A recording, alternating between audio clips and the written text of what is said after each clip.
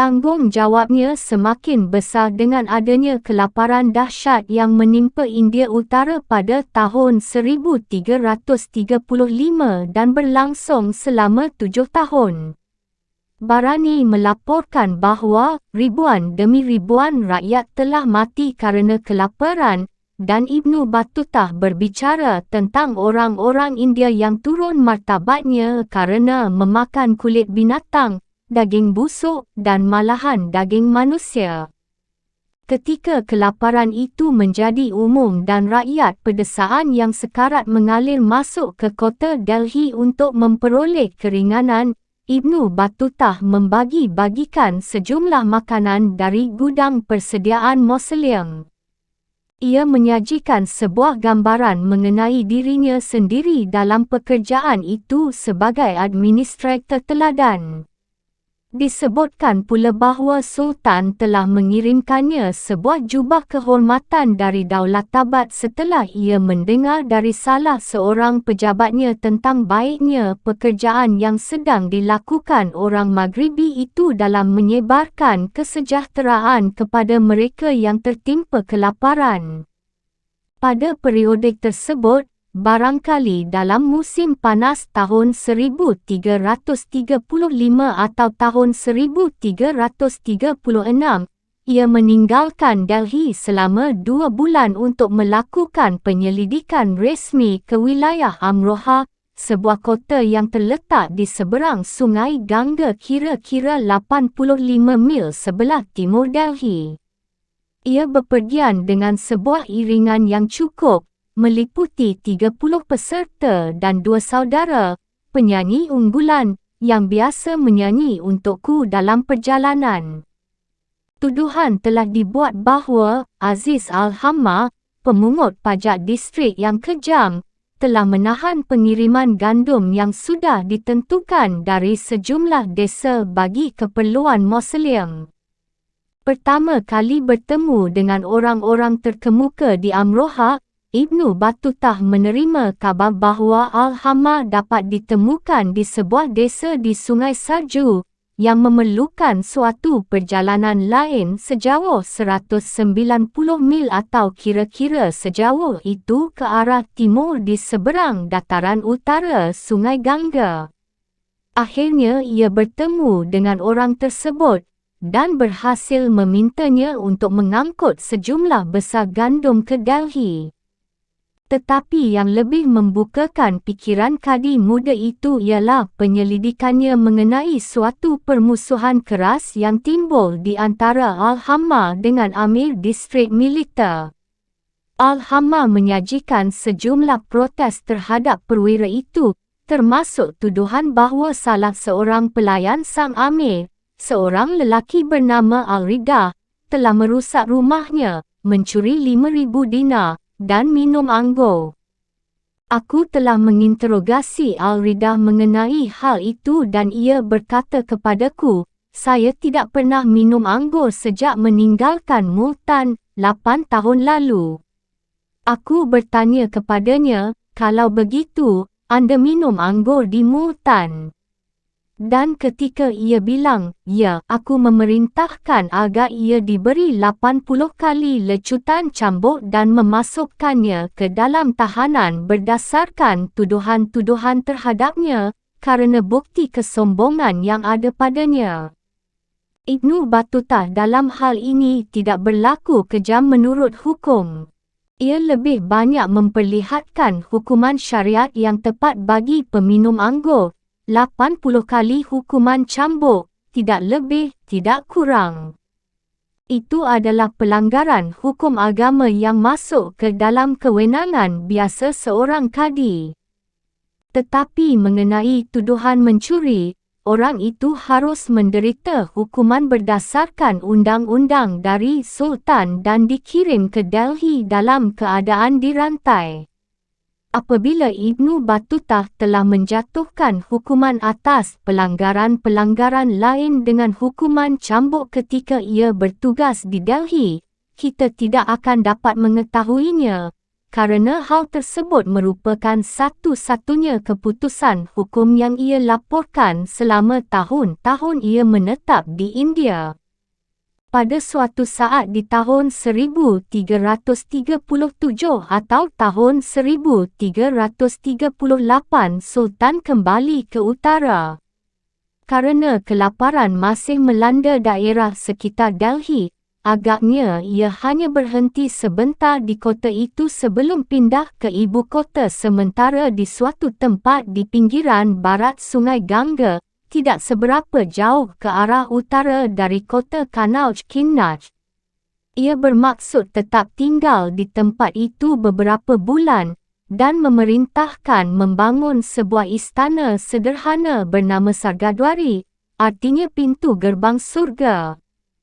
Tempat itu hampir tak dapat dikatakan sebuah tempat tinggal yang menyenangkan, kerana ekspedisi melawan Makbar telah berakhir dengan kegagalan yang menyeluruh. Muhammad telah bergerak maju sejauh pertengahan Deccan ketika sebuah penyakit menular timbul di kalangan pasukan-pasukannya. Hal itu memaksanya untuk kembali ke Daulatabad dan membiarkan pengkhianat Ahsan Shah tetap menduduki tahtanya di Madurai.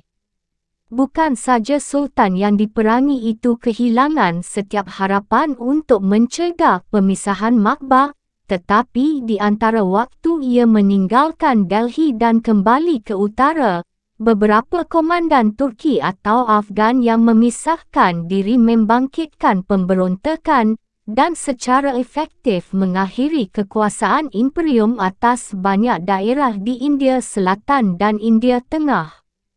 Imperium terpecah belah di sekelilingnya. Sultan lalu memanggil banyak di antara pejabatnya yang tinggal di Delhi untuk bergabung dengannya di Sargadwari, dan Ibnu Battutah ada di antara mereka. Beberapa waktu sesudah kadi itu beserta perlengkapannya tiba di tempat tersebut, Ain al-Mulk, Gubernur Indo-Muslim Provinsi segera menuju ke arah timur Sungai Ganga, berontak dari rasa takut bahawa Maharaja keliru mengiranya sebagai orang yang tidak setia. Setelah dengan berani menyerang persediaan gajah dan kuda tentara, Ain al-Mulk, 4 orang di antara saudara-saudara lelakinya, dan sebuah kekuatan prajurit-prajurit Hindu lari menyelamatkan diri ke arah timur di seberang Sungai Ganga. Saat itu Sultan bermaksud bergerak kembali ke Delhi untuk memperkuat tentaranya yang kekurangan dan berurusan dengan para pemberontak nantinya. Ibnu Battutah berada di tengah-tengah krisis itu dan menjadi saksi mata bagi semua yang terjadi. Ia melaporkan bahawa para komandan Muhammad mendesaknya untuk menyerang kembali para pemberontak itu sebelum mereka mempunyai waktu untuk memperkuat posisi mereka. Apabila sebagai seorang politikus Muhammad dianggap sebuah malapetaka, maka ia telah membuktikan dirinya sebagai seorang prajurit dan ahli siasat yang pandai dari sejak zaman pemerintahan ayahnya. Ia menerima nasihat para perwiranya untuk maju dengan gerakan bersenjata sepanjang pinggiran barat Sungai Ganga menuju Kanauj demi mengamankan kota itu lebih dahulu dari Ain al-Mulk. Ibnu Battutah sedang berjalan di barisan depan di bawah komando Wazir Khwaja Jahan. Pada waktu itu, Ain al-Mulk dan pasukannya telah menyeberangi sungai itu lagi. Suatu perbuatan konyol memperkirakan bakat militernya sendiri dan kemungkinan atas penyeberangan dari angkatan perang Sultan. Ain al-Mulk menyerang garis depan kerajaan dekat Kanauj pagi-pagi sekali. Pasukan-pasukan itu kemudian menarik pedang mereka, maju ke depan lawan-lawan mereka dan pertempuran yang panas pun terjadi. Sultan memberikan perintah bahawa kata sandi tentaranya harus berbunyi Delhi atau Delhi dan Ghazna. Oleh kerana itu setiap orang bila bertemu dengan seorang penunggang kuda yang berkata kepadanya, Delhi, maka ia harus menjawab, Ghazna, agar mengetahui bahawa lawan bicaranya adalah orang yang berada di pihaknya, kerana bila tidak ia akan menangkapnya. Tujuan pemberontak ialah hanya menyerang tempat Sultan berada, tetapi pemandunya telah membuatnya tersesat dan menyerang tempat wazir yang bukan ia tuju. Di dalam resimen wazir itu terdapat orang-orang Persia, Turki dan Khurasan. Mereka merupakan musuhnya orang-orang India, telah mulai bertempur dengan keras dan sekalipun tentara pemberontak itu meliputi kira-kira 50,000 orang, mereka mulai melarikan diri menjelang pagi hari. Tak terhitung jumlah prajurit pemberontak yang tenggelam ketika berusaha mencapai pinggiran sebelah timur sungai itu. Yang lainnya telah tertawan, termasuk Ain al-Mulk sendiri, dan dibawa ke hadapan Sultan.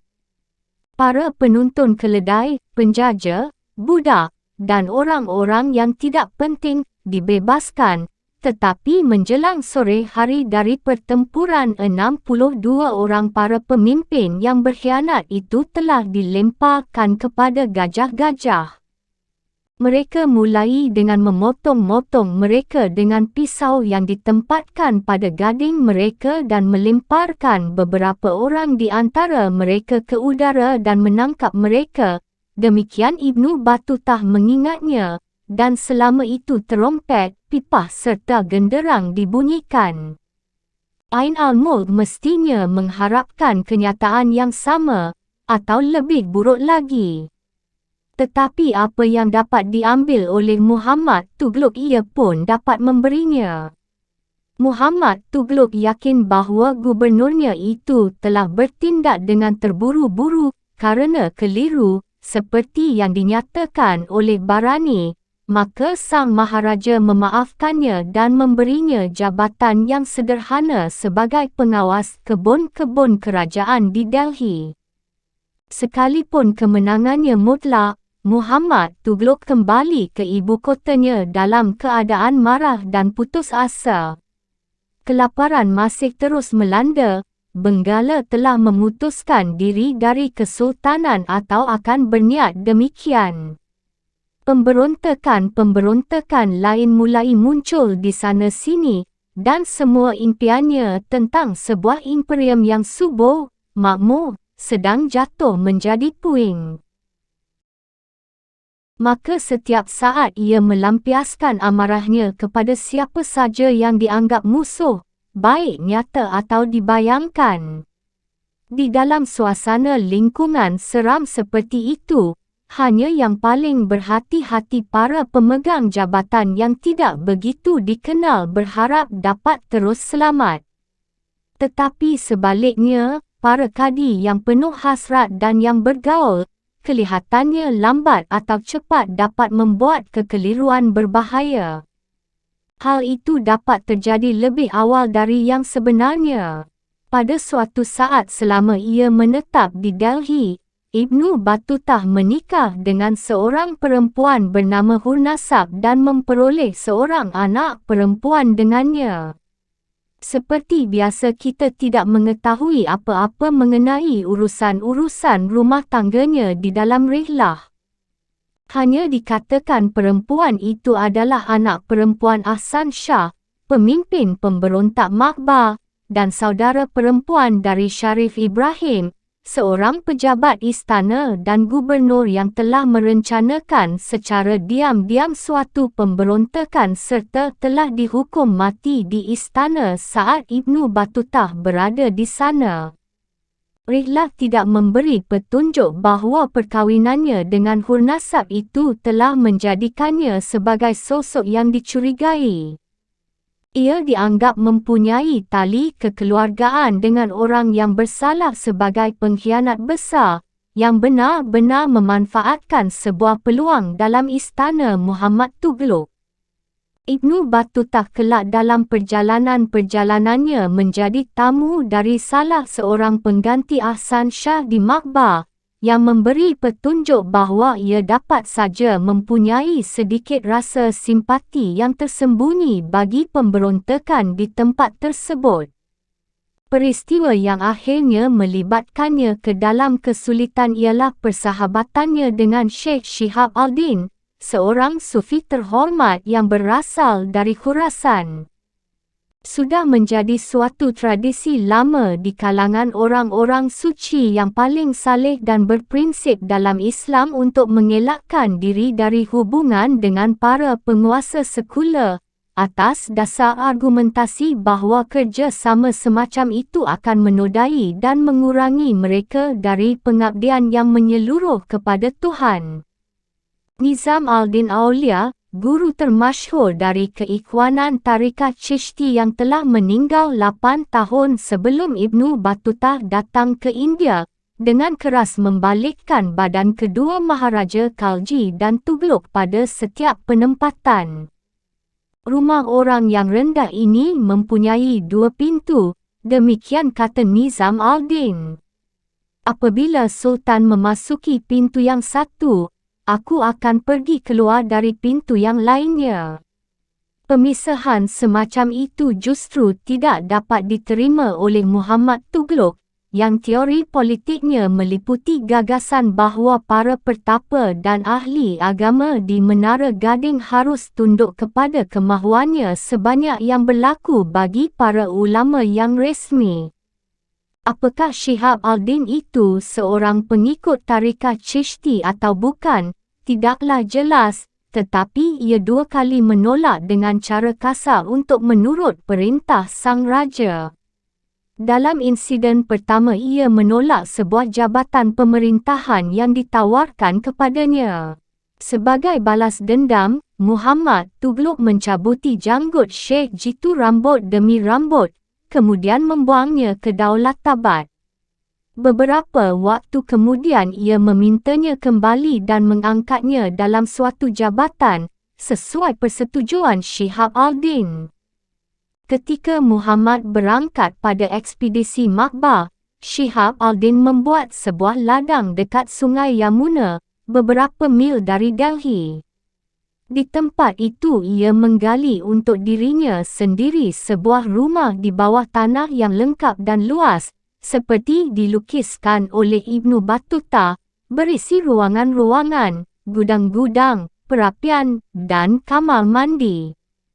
Sekembalinya ke ibu kota, Sultan memerintahkan Shihab al-Din untuk datang ke istana, tetapi penghuni gua itu menolak untuk muncul. Muhammad dalam waktu singkat menangkapnya. Tapi Syekh itu menyatakan dengan ketus bahawa sang Sultan adalah seorang penindas dan tiran. Para ulama istana meminta dengan sangat supaya ia menarik kembali kata-katanya itu. Ia menolak. Akibatnya ia disiksa dengan cara sadis, hingga dipenggal kepalanya. Berlawanan dengan hal itu, Ibnu Battuta hampir bukan seperti orang yang mahu mengorbankan dirinya untuk prinsip-prinsip yang kaku. Aroma politik sama sekali tidak menjadi penghalang baginya, dan tugas yang resmi serta penghargaan adalah ambisinya. Sayangnya, suatu hari ia membuat kesalahan. Ia pergi menengok Shihab al-Din dan guanya yang luar biasa itu. Sejak Syekh itu ditangkap, maka Sultan telah meminta sebuah daftar mengenai semua orang yang telah mengunjunginya. Nama orang Maghribi itu pun terdapat di dalamnya.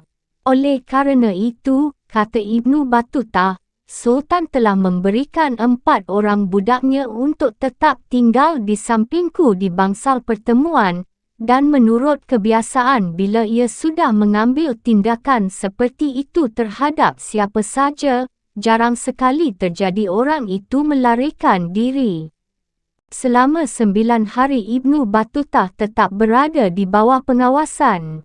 Ia membayangkan dengan rasa takut yang amat sangat perjalanan terakhirnya ke pintu gerbang utama Istana Jahanpanah, tempat hukuman mati dilaksanakan, dan bangkainya dibiarkan tergeletak selama 3 hari sebagai tontonan umum.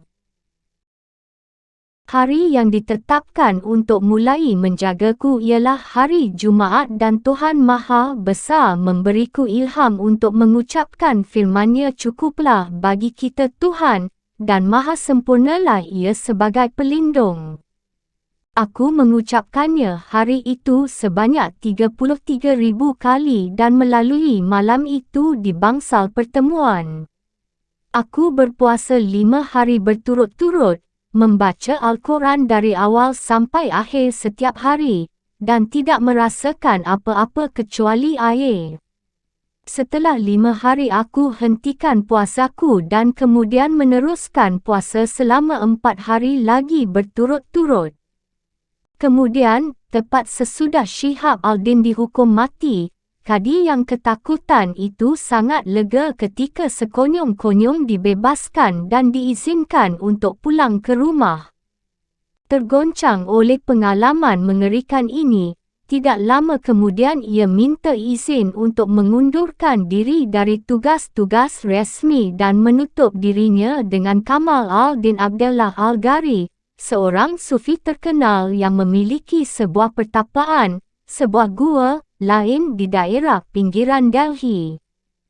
Kamal Al-Din adalah seorang petapa yang keras, hidup dalam kemiskinan yang ekstrim dan memperlihatkan kepandaian aneh yang mengagumkan mengenai pengorbanan diri. Dalam karirnya, Ibnu Battuta pernah melakukan pengasingan secara spiritual dalam waktu singkat. Tetapi kali ini ia mendorong dirinya sendiri menjalani kehidupan yang penuh penahanan diri, membersihkan diri dari hartanya, mengenakan baju seorang peminta-minta, dan berpuasa sampai batas kesadaran. Ia tetap dalam keadaan penuh penyesalan diri selama 5 bulan, barangkali merasa tidak pasti tentang apa yang akan ia kerjakan kemudian. Kelihatannya paling tidak ia telah memutuskan bahawa hidup dengan Muhammad Tughlaq adalah jauh lebih berbahaya bila dilanjutkan. Sementara itu, Sultan berangkat melakukan sebuah perjalanan militer ke Sind dan dari kota Sehwan ia memerintahkan kadinya untuk menghadap kepadanya. Ibnu Battuta diduga segera melakukan perjalanan ke kota itu, tetapi Rihlah tidak memberikan ulasan mengenai perjalanan itu atau mengenai alur jalannya. Ketika ia tiba, Muhammad menerimanya dengan keramah tamahan dan perhatian yang amat besar dan mendesaknya untuk kembali memegang jabatan hakim serta bergabung kembali dengan lingkaran istana. Ia memutuskan untuk mencegah hal itu sebisanya. Ibnu Battuta menjawab dengan sebuah permintaan untuk melakukan ibadah haji, alasan paling kuat yang dapat ia kemukakan untuk memperoleh izin meninggalkan negeri itu.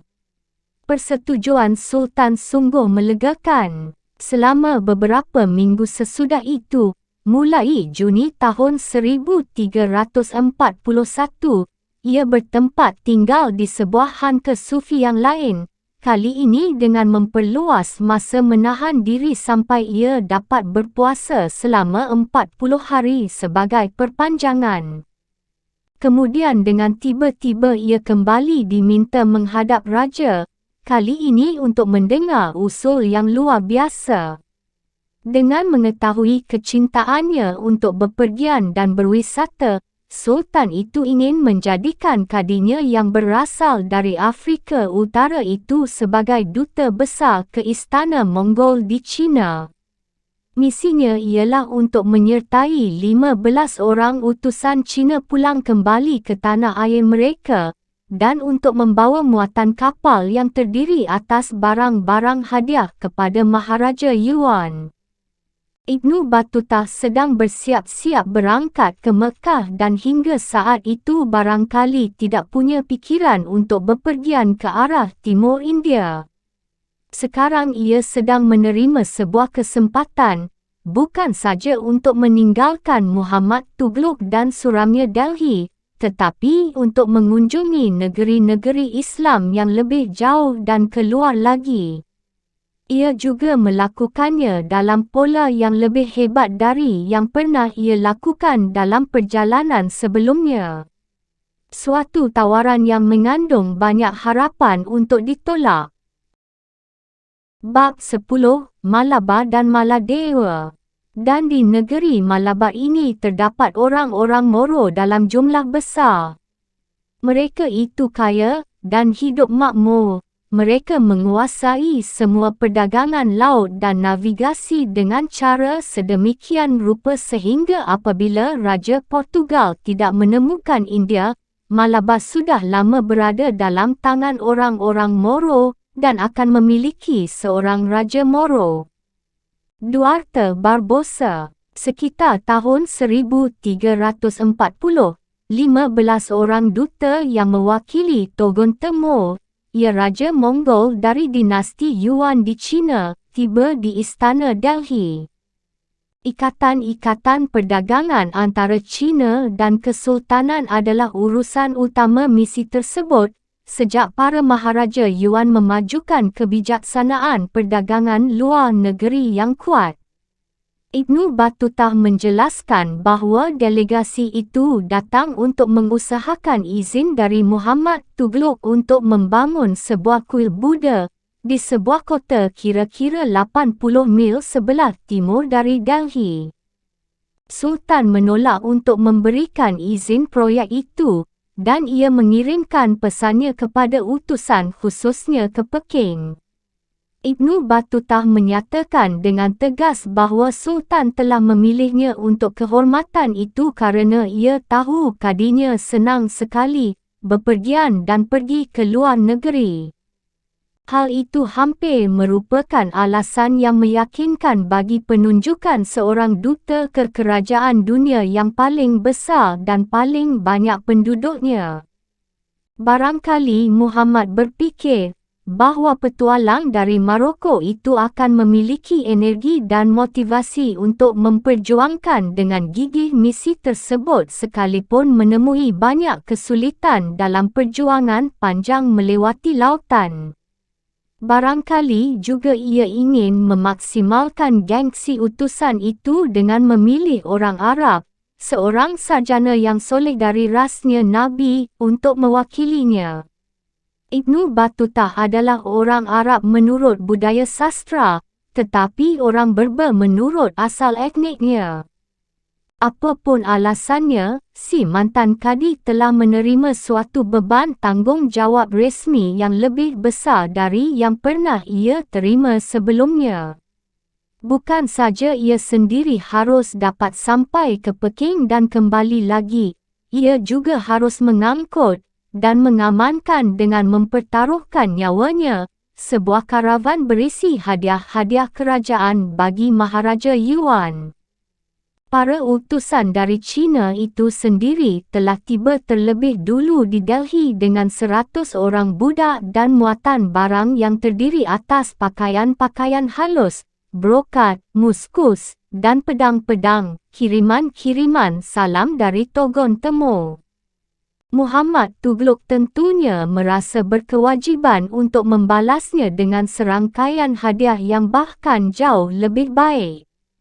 Daftar hadiah itu terdiri atas 200 orang budak Hindu, pakaian penyanyi dan penari-penari, 15 pelayan istana, 100 ekor kuda dan sejumlah besar tekstil pilihan, jubah pecah belah dan pedang-pedang.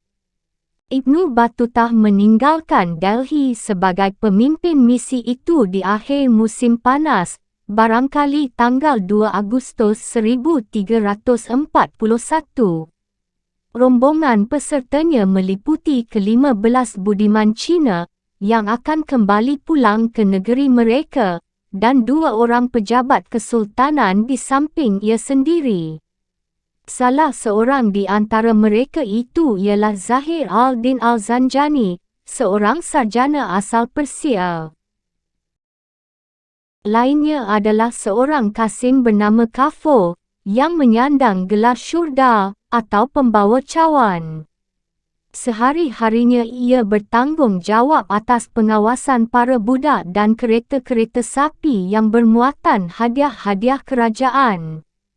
Al-Tuzari juga ikut serta, seperti tokoh-tokoh lainnya yang tidak disebut namanya dari kalangan kawan-kawan pribadi Ibnu Battuta, kawan-kawan lama dan para gundik. Muhammad Al-Harawi, salah seorang amirnya Sultan, memimpin pasukan 1,000 orang berkuda untuk mengawal kedutaan itu dari Delhi sampai ke pantai. Rencana perjalanannya ialah bergerak ke arah selatan melalui Jalan Raya Negara Kedaulatabad, kemudian menuju pantai barat Chambai Kimbaya, pelabuhan utama Gujarat. Dari tempat ini misi itu akan naik kapal menuju Calicut di pantai Malabar, India Selatan. Di Calicut mereka akan naik jong-jong layak samudera untuk membawa mereka melintasi Teluk Benggala menuju China. Jadual perjalanan melalui daratan dari Delhi ke Chambai hampir merupakan alur jalan langsung paling mungkin, kerana Daulatabad terletak kira-kira 240 mil sebelah tenggara pelabuhan tersebut. Sultan Muhammad agaknya telah memberikan utusannya tugas urusan resmi di Daulatabad yang tidak disebutkan di dalam rihlah, atau barangkali ia telah memerintahkan si karavan untuk membuat suatu penampilan di tempat itu sebagai suatu pameran simbolis bahawa Delhi masih tetap meneruskan kewibawaannya di daerah Deccan. Apabila Ibnu Battuta melakukan misi itu 8 atau 10 tahun lebih awal, kewibawaan itu secara relatif dapat dikatakan pasti dan seluruh perjalanan sepanjang jalan ke Gujarat dapat diselesaikan dengan aman. Tetapi di sekitar tahun 1340-an, keadaan suatu perjalanan, sekalipun dengan pengawalan bersenjata, telah berubah secara drastis. 7 tahun masa kelaparan, seringnya terjadi pemberontakan, dan pemerintahan yang membawa kerusakan telah membiarkan wilayah-wilayah pedesaan peninggalan imperium itu semakin lama semakin sulit diawasi. Gerakan pengacauan dan perampokan oleh orang-orang Hindu telah menjadi endemis di luar tembok kota-kota perbentangan, malahan juga di jantung daerah Ganga. Lalu lintas di jalan-jalan raya yang menghubungkan kota-kota besar menjadi semakin sulit untuk diatasi dibandingkan ketika Ibnu Battuta untuk pertama kalinya bertempur melawan pengacau-pengacau Hindu dalam perjalanannya ke Delhi tahun 1334. Kedutaan telah meninggalkan ibu kota hanya beberapa hari ketika kedutaan itu terjerumus dalam kesulitan dan hampir kehilangan pemimpinnya. Begitu tiba di Koil Aligarh zaman moden, sebuah kota di dataran Doab kira-kira 75 mil sebelah tenggara Delhi, sebuah laporan sampai kepada rombongan itu bahawa sebuah kekuatan pemberontak Hindu sedang bersiap-siap menyerang kota Jalali di dekat tempat itu. Pasukan pengawal berkuda Al-Harawi segera menolong menyergap para pemberontak itu, membunuh 4,000 orang, serta merebut kuda dan senjata mereka seperti yang dilaporkan Ibnu Battuta. Angkatan bersenjata kerajaan kehilangan 78 orang, termasuk Kafur, sang pembawa cawan. Pada saat itu Ibnu Battuta memutuskan untuk mengirim seorang kurir guna memberitahukan Sultan mengenai apa yang telah terjadi dan minta dikirimkan pengganti Kafur yang malang itu. Sementara itu misi akan menunggu di Koil untuk menunggu jawaban dari Delhi. Kerana distrik itu kelihatannya berada dalam keadaan bahaya dan gerombolan-gerombolan Hindu meneruskan penyerangan ke daerah pinggiran Jalali, Al-Harawi dan orang-orangnya menggabungkan pasukan mereka dengan komandan setempat untuk melakukan gerakan pembersihan terhadap para pemberontak di seluruh wilayah pedesaan setempat. Suatu pagi dalam panasnya bulan Agustus, Ibnu Battutah dan sekelompok kawan-kawannya berkuda ke daerah Doha. Mereka berhadapan dengan sebuah gerombolan pemberontak yang baru saja mengundurkan diri setelah melakukan sebuah serangan terhadap kampung-kampung dekat Jalali.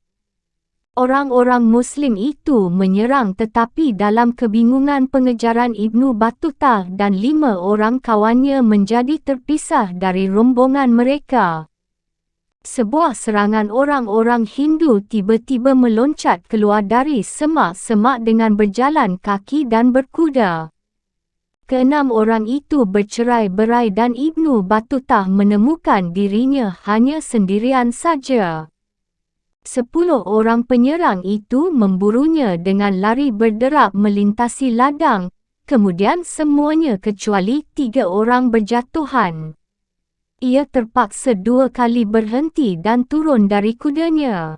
Pertama untuk mengambil sebuah batu dari telapak kaki kudanya, kemudian untuk menemukan kembali salah satu pedangnya yang terlepas dari sarungnya. Para pemburu mengurungnya, ia mengelakkan diri dari mereka dengan mengusir kudanya serta berlindung di dasar sebuah parit yang dalam. Ketika akhirnya musuh-musuhnya itu berhenti mencarinya, ia bangkit berjalan untuk menemukan jalan kembali supaya aman. Baru saja ia berjalan dengan jarak yang tidak jauh, ia kembali berhadapan, kali ini, dengan 40 orang bersenjatakan busur dan panah. Mereka segera merampok sisa pedangnya dan segala sesuatu yang ada padanya, kecuali kemeja, celana, dan jubah. Para perampok itu menuntunnya ke perkemahan mereka di bawah penjagaan.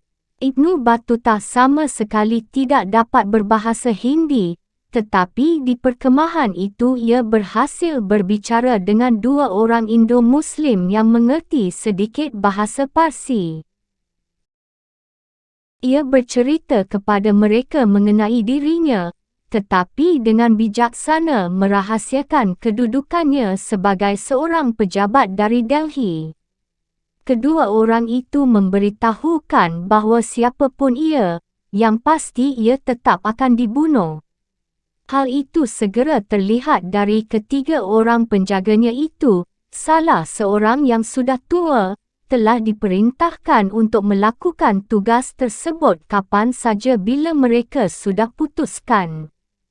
Tetapi, tampaknya para pembunuh itu tidak mempunyai keputusan.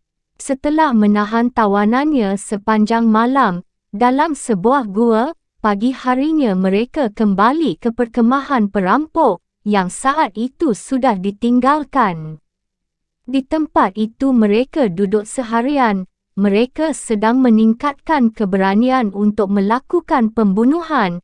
Ibnu Battutah berkeringat, takut akan kematiannya bahawa setiap hembusan nafasnya akan menjadi yang terakhir kali. Ketika malam tiba, 3 orang perampok mendadak kembali dan mereka ingin tahu apa sebabnya tawanan belum diapa-apakan. Para penjaga itu tidak mempunyai jawaban yang memuaskan. Tetapi salah seorang yang muda di antara para penyamun itu, barangkali sambil menambahkan tidak ada gunanya membunuh seseorang yang sudah menyerahkan semua harta bendanya, menyarankan agar orang asing itu dibiarkan pergi dengan bebas. Ibnu Battutah melompat gembira kerana perubahan nasib itu.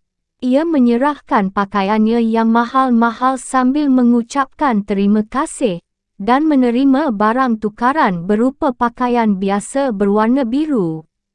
Ia pun berjalan menuju hutan bambu. Ia masih hidup, tetapi kembali seorang diri dan sama sekali tersesat di dalam suatu distrik yang cukup padat penduduknya dan jelas sekali bersikap bermusuhan terhadap wakil-wakil Muhammad Tughlaq. Ia mengitari daerah pedesaan itu selama 6 hari, menjauhkan diri dari kampung-kampung, tidur di bawah pohon atau di rumah-rumah yang sudah dikosongkan, dan bertahan hidup dengan minum dari sumber air dan makan akar-akaran. Suatu ketika ia menyembunyikan dirinya sepanjang hari dalam sebuah ladang pohon kapas dari suatu gerombolan yang terdiri atas 50 orang Hindu bersenjata.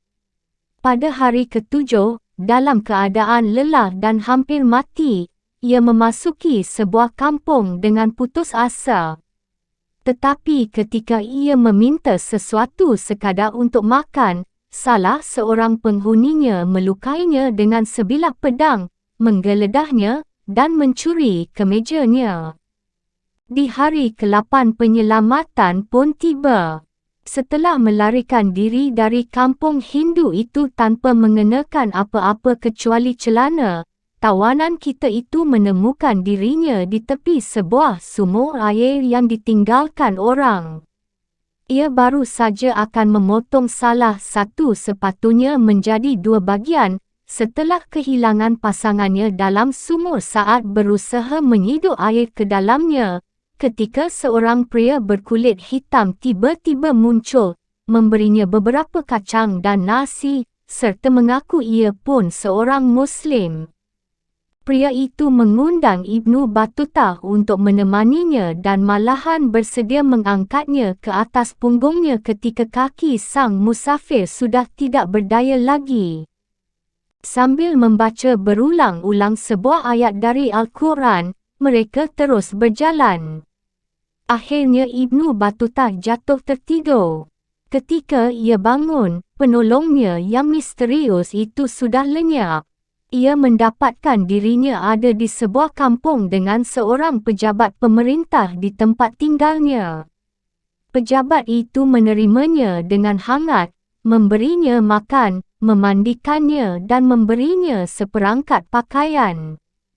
Ibnu Battuta mendengar dari tuan rumahnya yang Muslim itu bahawa kampung mereka hanya berjarak 6 atau 7 mil dari Kuil. Ia segera mengirim sebuah pesan kepada kawan-kawannya. Dalam 1 atau 2 hari mereka datang untuk menjemput duta besar mereka yang berjalan kaki itu. Mereka tercengang dan gembira melihat ia masih hidup. Ibnu Battuta lantas mendengar bahawa selama ia tidak ada, Sultan telah mengirimkan seorang pejabat bernama Sumbul untuk menggantikan Kafur dan bahawa misi itu harus meneruskan perjalanannya. Aku pun sudah memahami bahawa kawan-kawan perjalananku telah menulis surat kepada Sultan, memberitahukan kepadanya apa yang telah kami alami dan bahawa mereka menganggap perjalanan itu tidak diberkati. Sebagai bukti nyata apa yang telah menimpa aku dan Kafur di dalam perjalanan dan bahawa mereka ingin pulang kembali. Tetapi setelah aku melihat surat perintah Sultan agar meneruskan perjalanan, aku mendesak mereka untuk melaksanakannya dan keputusanku tegas. Tanpa gentar akibat kecelakaan yang ia telah alami, ia memimpin kedutaannya menuju Daulatabad tanpa gangguan lebih lanjut. Tampaknya karavan telah mengikuti sedikit banyak alur jalan utama negara menuju bekas ibu kota di sebelah selatan itu. Sebuah jalan yang secara apik tetap dipelihara untuk menjamin kurir-kurir gerak cepat dan komunikasi militer antara Delhi dengan Deccan.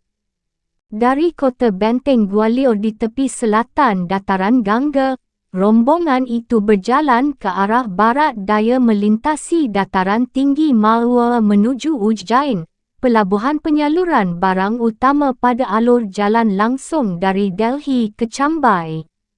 Dari tempat ini mereka melintasi perbukitan Vindhya, menuruni kemiringan sebelah selatan yang curam dekat dan menuju ke Sungai Narmada, garis pemisah historis yang tradisional antara dunia budaya India Utara dengan daerah Deccan.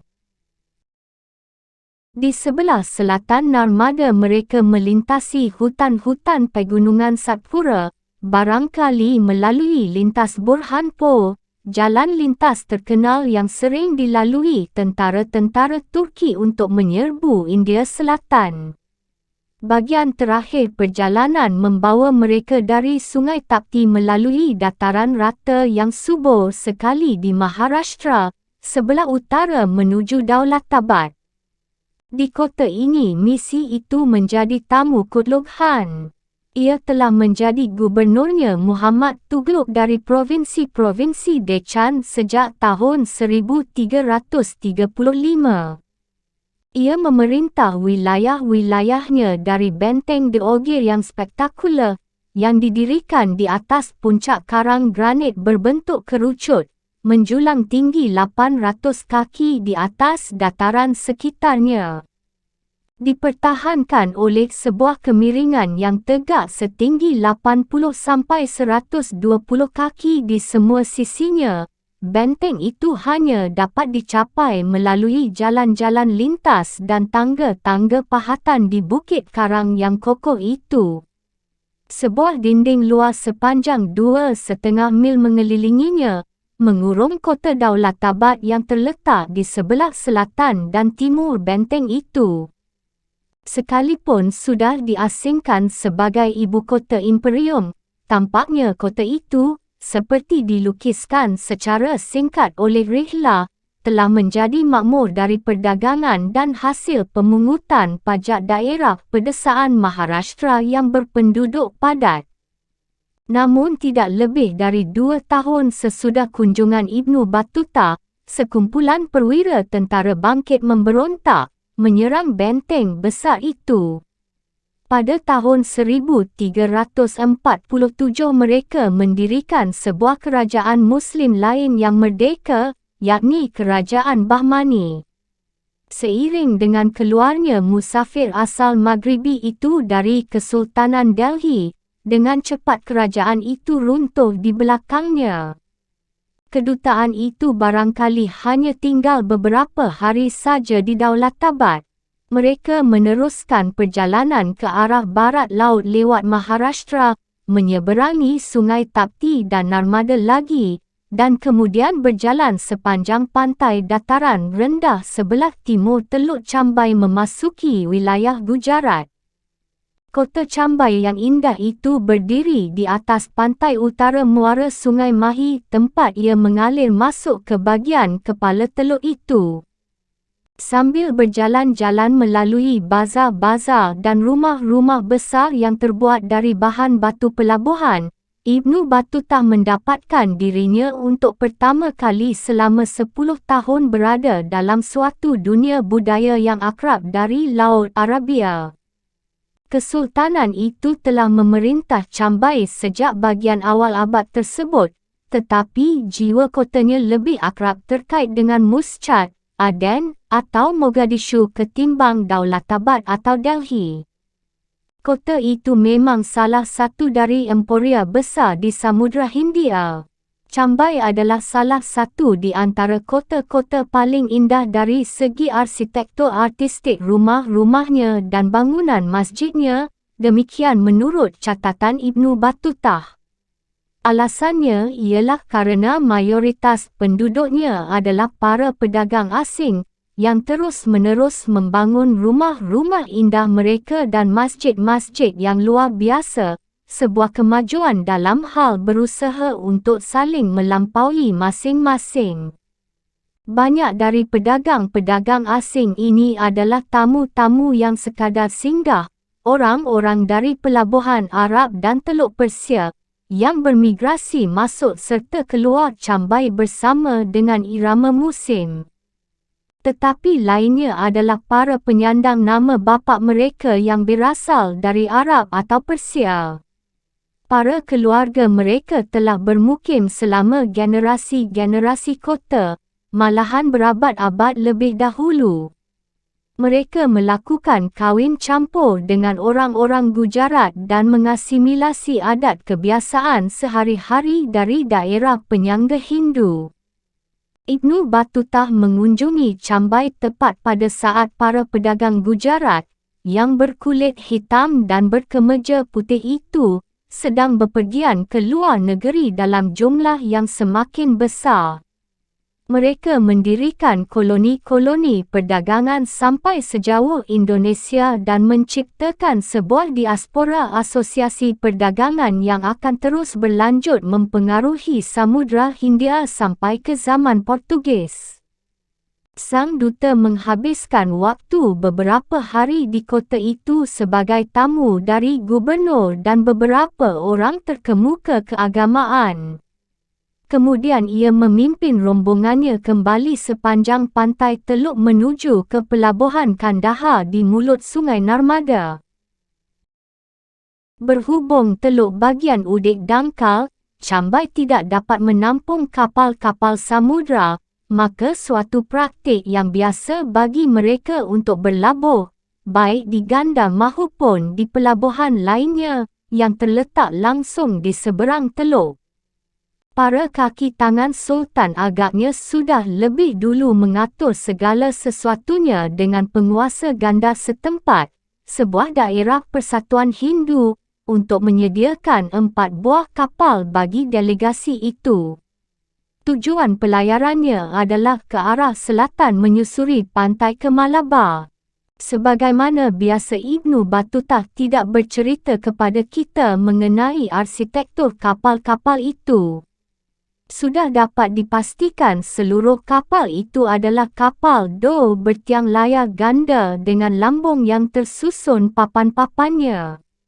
Suatu jenis umum, serupa dengan kapal yang pernah dilayari Ibnu Battuta di sepanjang pantai Afrika dan Arabia. 3 di antaranya adalah kapal biasa, tetapi dari jenis yang besar, kerana mereka harus menyediakan ruangan berisi barang-barang hadiah untuk Han besar, terdiri atas 100 ekor kuda dan 215 budak serta pelayan istana. Kapal keempat adalah jenis galley. Kapal Ibnu Battuta, salah satu dari ketiga kapal dagang itu, membawa sebuah pasukan sejumlah 100 prajurit untuk mempertahankan misi itu terhadap para perompak Hindu yang biasanya menunggu mangsa mereka di sepanjang pantai barat. 50 dari para prajurit itu adalah penembak panah. Lainnya adalah orang-orang berkulit hitam penyandang lembing dan busur, wakil-wakil dari sebuah tradisi panjang milik para prajurit Afrika pemberi jasa pada kapal-kapal dagang yang lebih besar di Samudra Hindia. Berangkat dari Ganda, keempat kapal itu berlabuh sebentar di 2 pelabuhan teluk lainnya. Kemudian, armada kecil itu membelok ke arah selatan. Armada kecil itu berlayar menuju Laut Arab. Bila saat itu adalah kira-kira bulan Desember, mereka berlayar cepat sebelum musim timur laut di bawah langit yang terang dan laut yang tenang. Ketika Ibnu Battuta mengunjungi pantai Afrika Timur lebih dari 10 tahun yang lalu, ia telah menemukan satu rangkaian kerajaan maritim kecil saling bersaing satu sama lain demi perdagangan jarak jauh antara daerah pinggiran laut dengan tanah daratan sebelah atas di pedalaman. Sepanjang pantai barat India pola politiknya adalah sama. Dari daerah perbatasan sebelah selatan Gujarat sampai ke Tanjung Komorin pada ujung subkontinen itu, ia menghitung 12 negara perdagangan telah bermunculan sepanjang tanah darat tepi pantai yang sempit. Para Sultan Turki dapat menuntut hak kekuasaan di atas beberapa kerajaan kecil ini, tetapi puncak dan punggung-punggung pegunungan Ghat Barat, yang membentang sejauh panjangnya semenanjung India berjarak 50 sampai 100 mil ke pedalaman, secara efektif telah menghalangi Delhi dari pelaksanaan kekuasaan langsung atas pantai sebelah selatan Gujarat, kecuali intervensi sporadis dalam beberapa pelabuhan di bagian yang lebih utara. Dari Delhi atau Daulatabad, pasukan berkuda kerajaan dapat mencapai pantai yang ada di utara, yang disebut Konkan, hanya dengan menyapu bersih jalan mereka melalui jalan-jalan lintas tanah berhutan yang tidak rata dan biasanya dijaga oleh kepala-kepala pemberontak suku Hindu. Pelabuhan-pelabuhan besar di Malabar, di pantai sebelah selatan, lebih mudah dicapai dari daerah pedalaman, tetapi terlalu jauh dari pusat-pusat kekuasaan Turki untuk membuat tekanan militer yang terus-menerus itu menjadi layak. Tidak diragukan lagi bila Muhammad Tughlaq telah bersusah payah menaklukkan wilayah-wilayah pantai tersebut. Namun dalam kenyataannya seluruh keperluan imperium akan lebih baik terlayani jika membiarkan kota-kota pantainya melakukan bisnes mereka dalam keadaan damai. Angin musim panas meniup kencang ke arah pegunungan Ghat, mencurahkan hujan deras ke atas dataran rendah pantai, menghasilkan perekonomian tropis yang subur, sungguh jauh berbeza dari yang ada di dataran tinggi daerah pedalaman. Di zaman pertengahan, kota-kota maritim mengekspor padi, kelapa, batu mulia, indigo, dan bahan celup lainnya, serta tekstil yang sudah selesai digarap. Di antara ekspor rempah-rempah, lada hitam merupakan raja perdagangan di seberang lautan. Hutan dari lereng-lereng pegunungan Ghat yang curam di sebelah barat, satu-satunya wilayah dengan tanah hutan lebat yang terdapat di sabut Laut Arabia. Hutan ini menghasilkan kayu jati, dengan kayu inilah sebahagian besar kapal dagang samudera itu dibuat.